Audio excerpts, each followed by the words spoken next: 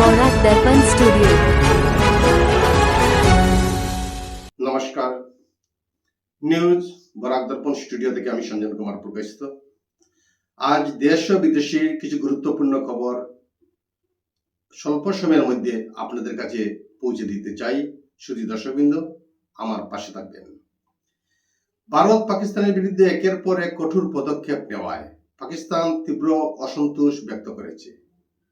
এর মধ্যে গত শনিবার দিনে ভারত পাকিস্তান থেকে সমস্ত আমদানি বন্ধ করার ঘোষণা দেওয়ার পর সন্ধ্যায় পাকিস্তান ও ভারতের বিরুদ্ধে ঘোষণা করেছে যে ভারতীয় জাহাজ কোনো পাকিস্তানি বন্দরে প্রবেশ বা ব্যবহার করতে পারবে না।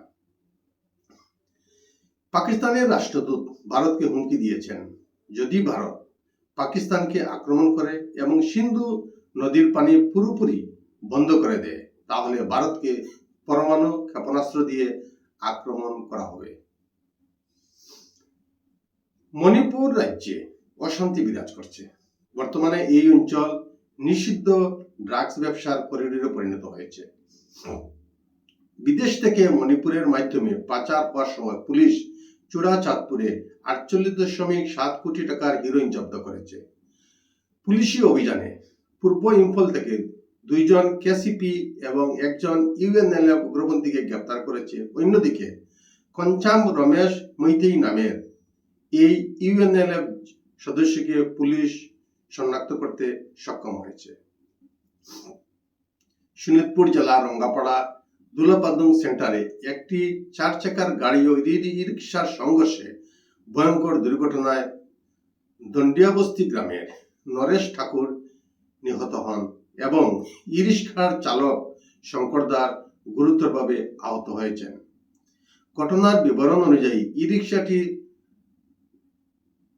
ধনুপাদুং যাওয়ার পথে বিপরীত দিক থেকে আসা নম্বরবিহীন ইগনিস গাড়িখানা নিয়ন্ত্রণ হারিয়ে তীব্র গতিতে ই-রিকশায় ধাক্কা মারায় এই পথ দুর্ঘটনাটি ঘটেছে।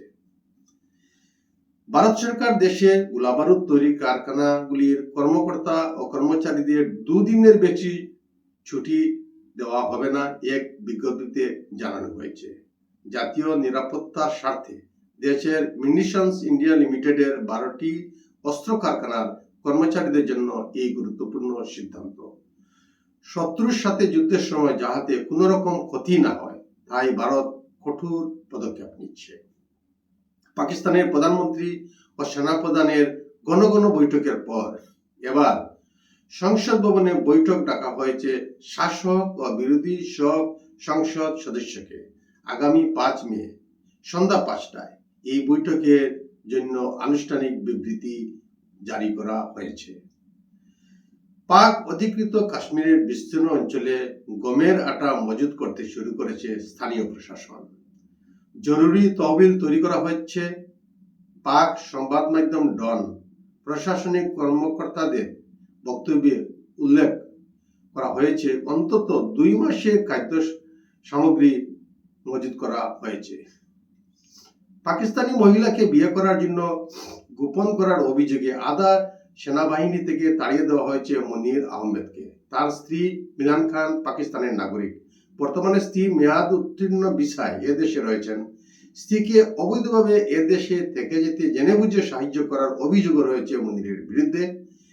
তিনি ন্যায় বিচারের জন্য প্রধানমন্ত্রী নরেন্দ্র মোদী এবং স্বরাষ্ট্রমন্ত্রী অমিত শাহের হস্তক্ষেপ দাবি জানিয়েছেন।